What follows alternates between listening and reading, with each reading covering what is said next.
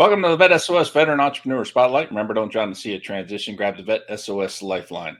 The Veteran Entrepreneur Spotlight is sponsored by SpearPoint Solutions. SpearPoint Solutions is a one-stop shop for leading-edge products, services, and training from multiple vendors. From AI training to corporate gifts and much more, they have everything you need to help your organization thrive in the modern economy. Please check out all their valuable offerings at SpearPointOnline.com. And don't forget to use the code VETSOS to continue to support our mission here.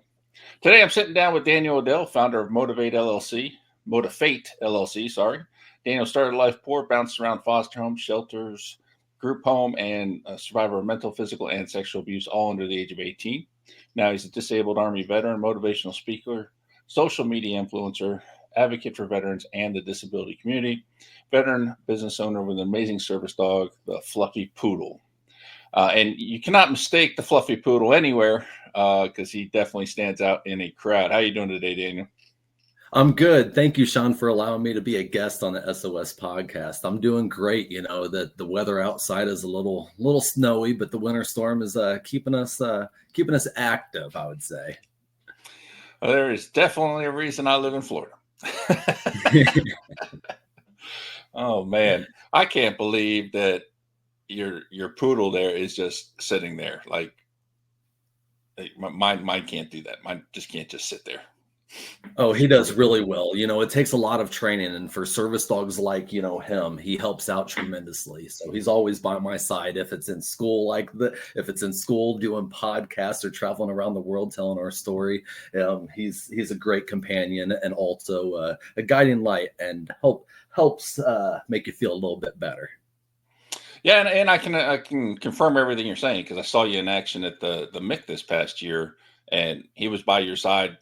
You hardly even knew they were there, other than the green hair and the green fur. You wouldn't have known they were even in the room. It was pretty impressive.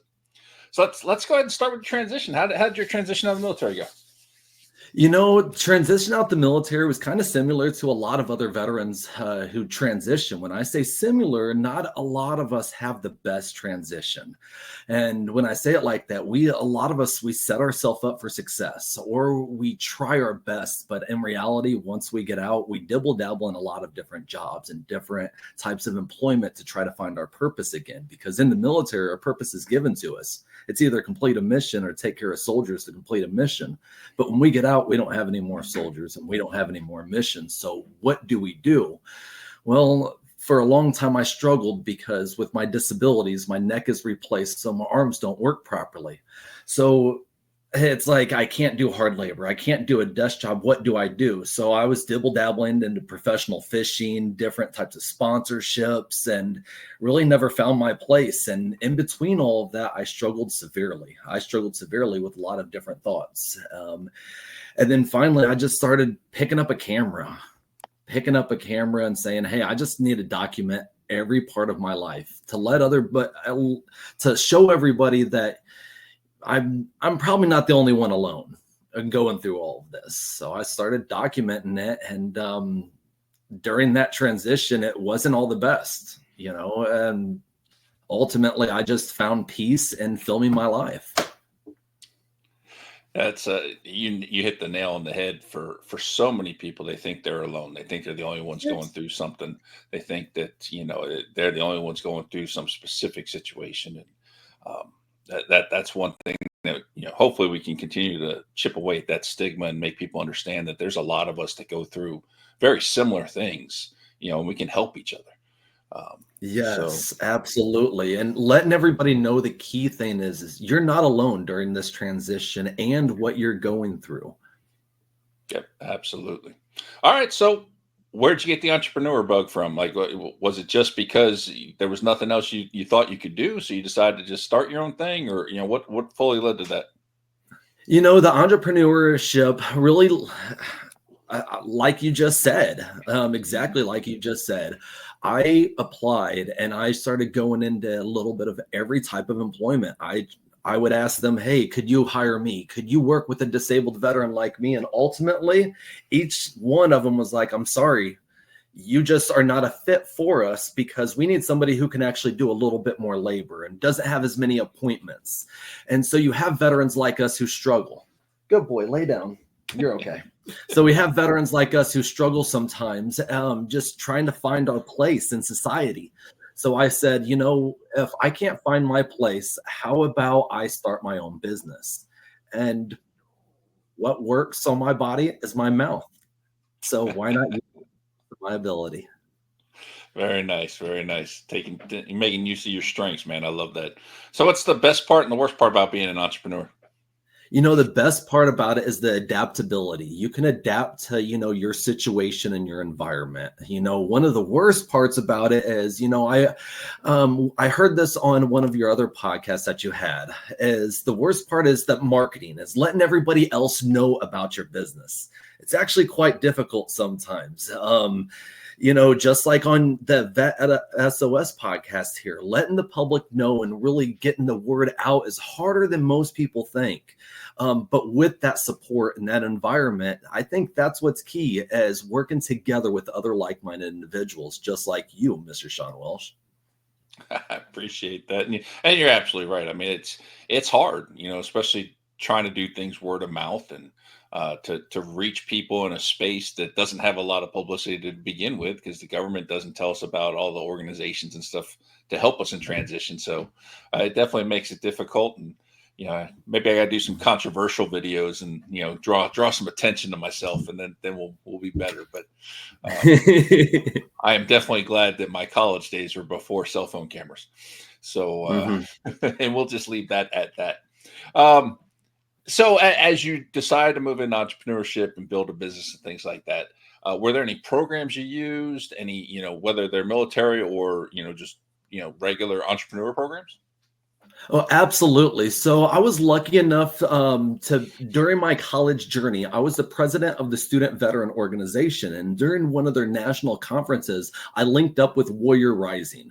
Warrior Rising is an organization that takes, or helps veterans, military personnel, and their family, and helps them build a business plan. And during all that process, they have business showers, a business university. And the key of all of this is it's all free. It's 100% free. So I like to utilize those resources that we have and adapt into my environment so we can all succeed. And Warrior Rising has been a very key to guiding me in the right direction, along with our local Chamber of Commerce. I'm a part of our local Hardin County Chamber of Commerce leadership class, and, really developing the networking in our local community. Yeah, absolutely. And networking's key. We've had quite a few people already come on and talk about Warrior Rising. Fantastic program. So glad to see that you're using these resources that are out there to really help you, you know, set up your business and learn better ways to run it. That's fantastic. So let's jump into the business. Tell me about MotiveFate LLC.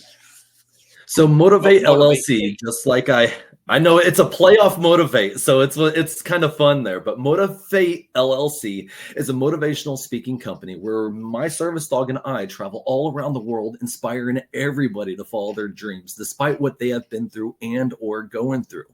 See, I'm lucky enough, and when I say I'm lucky enough to have been through all sorts of types of abuse and group homes and foster homes. And again, when I say I'm lucky enough to tell my story, because number one, not all people want to tell their story, and not everybody is ready to tell their story. And I use my story to let everybody know, not just, my group homes, foster homes, the different types of abuse that I've been through, but also the military personnel, the disabled community, letting them know that, hey, you're not alone in what you're going through. And if I can get through my struggles and my disabilities, ultimately you can too. But how do we do that? We do that by simply kind of the things that we did in the military, setting those short-term and long-term goals, setting, those little objectives and those bigger objectives, because you can't get to that end goal until we give ourselves a pat on that back on those short-term goals, and give yourself a thank you. Thank you for doing what you can do. Yeah, absolutely. And I applaud you for using for lack of a better term, your life experiences to help others. Because the stuff that you have had to endure, one, is not easy to talk about, and two, to be open and share it with others is just something one that's going to be huge for others, to help people who are struggling, who think they're alone, who think that this is I'm the only person it ever happened to. And, so the impact you're able to have there is just, it's going to be amazing. And love seeing you do that. So as you're going around doing these types of things, do you have classes? What all do you offer as a part of the organization? So we offer a couple different things, even if it's just the basic speaking. But our basic speaking isn't just like your normal speakers or anything. No, what we do is we actually come in and do an assessment, and that's within a corporation, an organization. We're talking schools, group homes, foster homes. It could be anything. I'll work with Fortune 500 companies, and I have as well. So what we do ultimately is go in and assess them. After we assess them, we do an analysis, and then we prepare a really good speech to adapt to the environment. Afterwards, we do a review. You always have to do an after action review so you can go and let everybody know what is really benefiting everybody and how we can adapt in the future. But outside of those speeches, we also do, some lunch and learns where you can hire us to come to your company, do a lunch and learn, and we motivate you and just help get that, spirit, that employee spirit and that camaraderie back. Because a lot of times, it's like a roller coaster in different types of jobs out there. Absolutely. And lunch and learns are so cool. They can be so beneficial and so powerful. So love hearing that you're doing that. So if someone wanted to, hire your services, bring you in for something, or just connect with you and learn more about your journey, what are the best ways that they can connect with you and your company? The number one best way that you can connect with my company is going over to Facebook and typing in MotiveFate LLC. Literally, MotiveFate LLC on Facebook. Now, remember, we're still a new growing company, a veteran-owned growing company. So we're working on our website as we speak. So just stay tuned. That's going to be coming real fast. But outside of that, on Facebook, you can type in the 3 magic words, the Fluffy Poodle, and follow all of our journey on every single social media platform. I'm talking Instagram, TikTok, Twitter, X, YouTube, every social media platform, the Fluffy Poodle, where you can follow us and message us, and we can lead you in the right direction as well. That's fantastic. Absolutely love that. All right. So as we get ready to close, what's one thing, if you had to give a new entrepreneur some advice, what's one thing that you would tell them to do? Never, ever give up. It's going to be hard, okay? It's going to be hard as an entrepreneur, but all you have to do is set some short and long-term goals, okay? You're not going to get that long-term goal overnight, and that's very hard for a lot of us entrepreneurs to accept.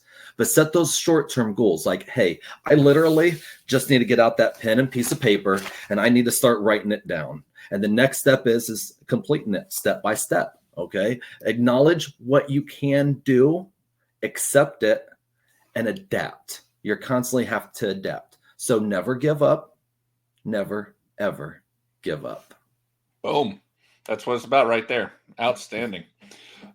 Well, thank you, Daniel, for joining us on Vet S.O.S today. And on behalf of the entire Vet S.O.S family, we'd like to thank everyone for joining us today. You can find Vet S.O.S podcast on all your favorite podcast platforms, YouTube, and all social media platforms. Make sure you subscribe and follow Vet S.O.S so you don't miss anything. And as always, remember, don't drown in the sea of transition. Grab the Vet S.O.S Lifeline.